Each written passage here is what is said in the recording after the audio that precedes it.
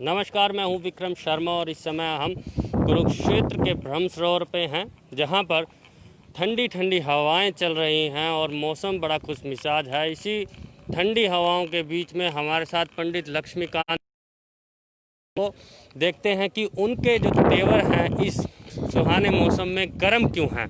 नमस्कार पंडित जी। तो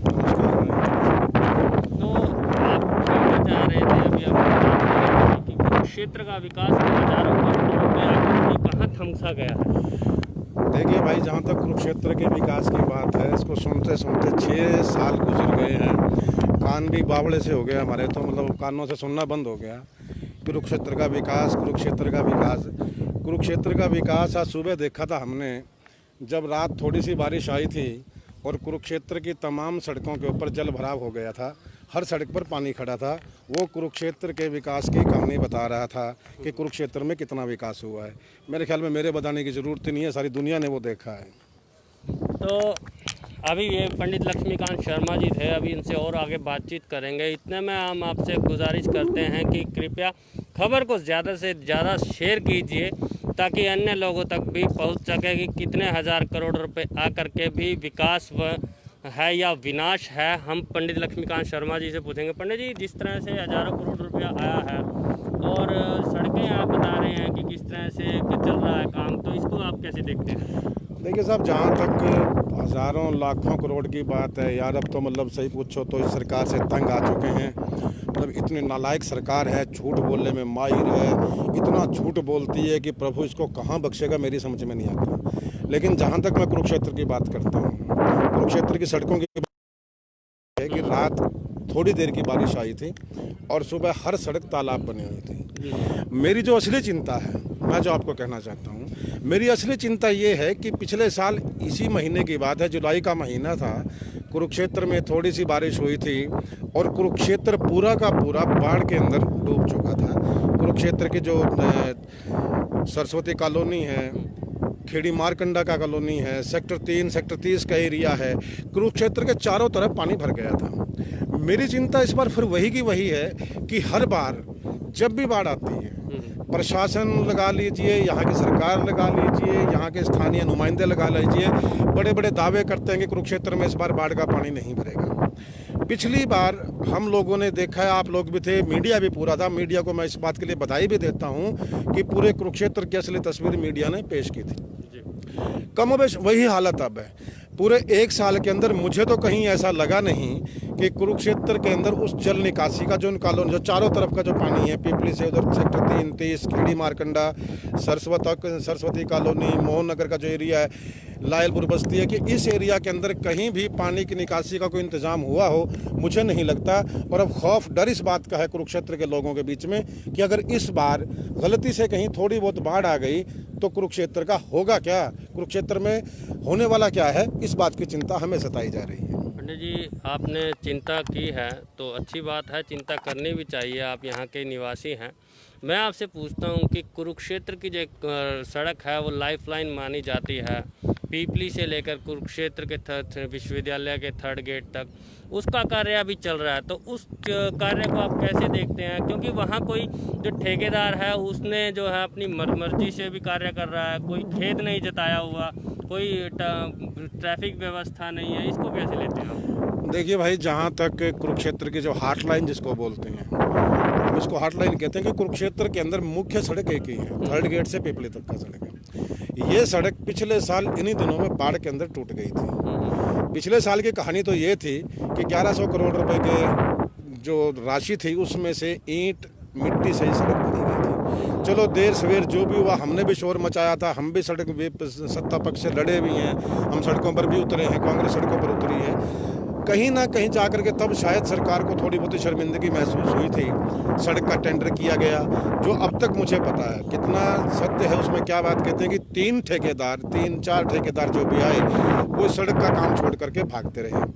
वजह पूछने पर पता चली कि भाई यहाँ के जो नुमाइंदे हैं या सरकार है उसका कमीशन को ज़्यादा मांगते हैं, ठेकेदार दे नहीं पाता, सड़क छोड़कर भाग जाता है। और ज़ाहिर तौर पे ये होगा भी यही, क्योंकि अदरवाइज तो देखिए सीधी सी बात है, जिस आदमी को काम मिलेगा आज के टाइम में वो काम करना चाहेगा। कोई आदमी काम छोड़कर कब भागेगा? जब उसे लगेगा कि उस काम में उसको कुछ मिलने वाला नहीं है या उस काम का उसे कुछ बंटने वाला नहीं है, वो तभी काम छोड़ करके भागेगा। तो जाहिर तौर पे सत्य बात होगी कि कमीशन इतना मांगा गया कि ठेकेदार छोड़ के भागते रहे। खैर अंतोगत्वा कहते हैं कि अंत भला सो भला। अभी कुछ समाचार आ रहे हैं, पता लग रहा है कुछ सड़क का निर्माण कार्य चल रहा है, वो धीमे चल रहा है, कैसे चल रहा है, लेकिन ये है अच्छी बात ये है कि सड़क के अंदर रेत बजरी ईंट पड़नी शुरू हुई है। लेकिन मैं जो यहाँ प्रश्न उठाना चाहता हूँ कि आज से 50 साल पहले की स्थिति लीजिए और आज की स्थिति लीजिए, आज से 50 साल पहले का ट्रैफिक लीजिए और आज का ट्रैफिक लीजिए, आज से 50 साल पहले की कुरुक्षेत्र की जनसंख्या लीजिए और आज की जनसंख्या लीजिए, उसमें तो कई गुना अंतर है। अगर पहले आप 10 के अनुपात का व्हीकल था कि 10 व्हीकल उस टाइम में होते थे, तो आज तो कम से कम 1000 व्हीकल है, मतलब 990 व्हीकल उससे ज़्यादा बढ़े हैं। आप कितने प्रतिशत बढ़े अंदाज़ा लगाइए। अगर पहले पॉपुलेशन कुछ 5-7 लाख की कुरुक्षेत्र की रही होगी, आज तो करोड़ों लाखों में जनसंख्या जा चुकी है। 1,82,000 तो थानेसर विधानसभा का जो वोटर है और 95,000 थानेसर कुरुक्षेत्र शहर का वोटर है। 95,000 वोटर का मतलब ये है कि कम से कम 3 गुना भी कर लीजिए, इतनी जनसंख्या कुरुक्षेत्र की है। वो इतनी जनसंख्या बढ़ चुकी है और व्हीकल बड़े हैं। तो लेकिन भावार्थ मेरा ये कहना चाह रहा हूँ कि आप उसका ये देखिए कि सड़क तो आज भी जितनी चौड़ी 50 साल पहले हुआ करती थी, आज भी उतनी चौड़ी सड़क बना रहे हैं यार। व्हीकल कम से कम 100 गुना बढ़ चुके हैं, 100 गुना व्हीकल इन 50 सालों में बढ़ा है। और 100 सड़क कितनी है देखिए, बाईपास रोड आज से कुछ समय पहले बना था, करीबन शायद 2-1 साल पहले की बात होगी, जब यूनिवर्सिटी जो बाईपास रोड है वहीं पे मेरा ऑफिस भी है। और उस सड़क के ऊपर मैंने 2-3 बार कम से कम प्रश्न चिन्ह भी उठाया था ठेकेदार के सामने भी, तो कोई जवाब ही नहीं मिला उसका।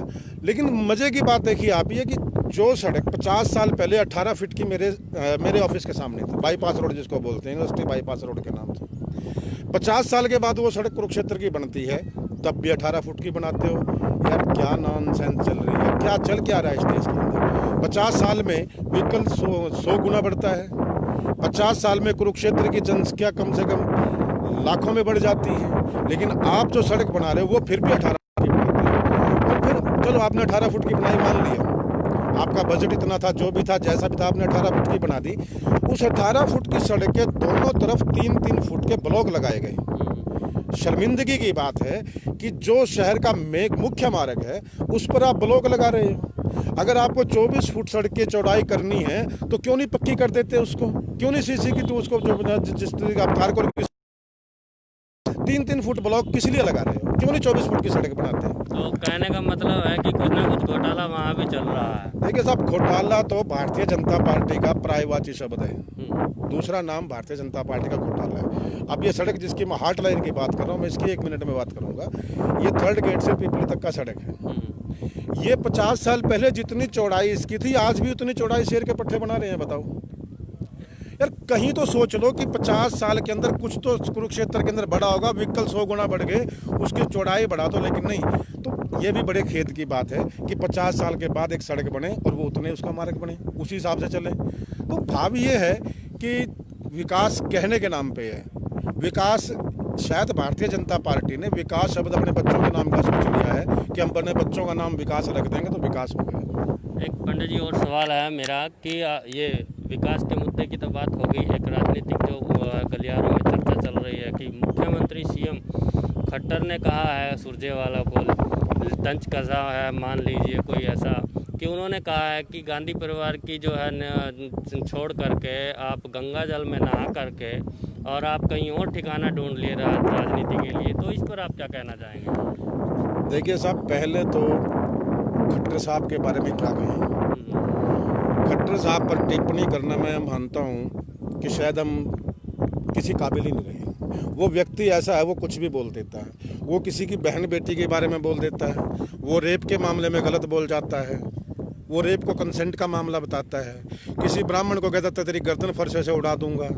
तो ऐसे आदमी का मेरे ख्याल से, मुझे लगता नहीं उस पर टिप्पणी क्या करें। लेकिन फिर भी वो क्लिप मैंने भी देखी है खट्टर साहब की, रोहतक के अंदर कोई प्रेस कॉन्फ्रेंस उनकी थी, वो कह रहे थे इसी बात को लेकर कि गांधी परिवार को छोड़ करके और गंगा में स्नान करके कोई और ठिकाना ढूंढ लीजिए।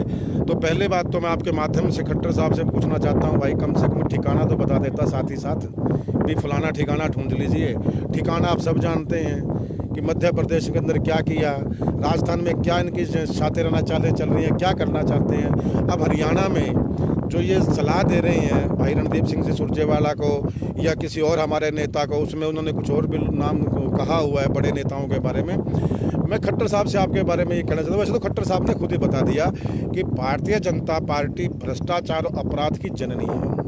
भारतीय जनता पार्टी हर अपराध को और हर भ्रष्टाचार को जन्म देती है। उनका भाव यही था कि किसी पर अगर वो कहते हैं। दूसरा ये मैं कहता हूँ कि इसका मतलब बड़ा साफ सा है कि उनको गांधी परिवार से खतरा है।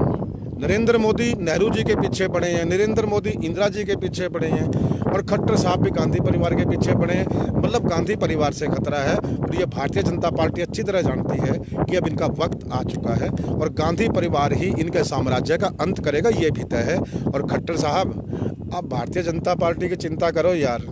आप गलती से मुख्यमंत्री बन गए हो, आपसे काबिल लोग बाहर बैठे हुए हैं और आप जिनकी काबिलियत कोई नहीं थी, जो व्यक्ति सरपंच बनने तक, पंचायत मेंबर बनने तक काबिल न था, वो मुख्यमंत्री बनाया है। चलो आपकी किस्मत थी, आप बन गए, लेकिन कम से कम तमीज़ और तहजीब जरूर रखिए। और आप तो अपनी ही पार्टी को कटघरे में खड़ा कर रहे हो यह बात कह करके, लेकिन ये बात सच है कि भारतीय जनता पार्टी जो है वाकई में भ्रष्टाचार और अपराध की जननी है। तो देखिए, ये थे हमारे साथ पंडित लक्ष्मीकांत शर्मा। बहुत ही गर्म तेवर अंदाज में जो है ये बोले कि किस तरह से विकास के मुद्दे पर भी इन्होंने अपनी बात रखी और राजनीतिक मुद्दा जो था एक था जो सुरजेवाला के ऊपर तंज कसा, उस पर भी इन्होंने रखा। और कहीं ना कहीं मुख्यमंत्री को सलाह देते हुए भी नज़र आए कि किस तरह के से जो है व्यवहार को सही रखना चाहिए। तो ये इनके विचार थे। हम और नया मुद्दे लेकर के आपके पास आएंगे। मैं विक्रम शर्मा अमित कुमार के साथ सत्य सारथी के लिए कुरुक्षेत्र।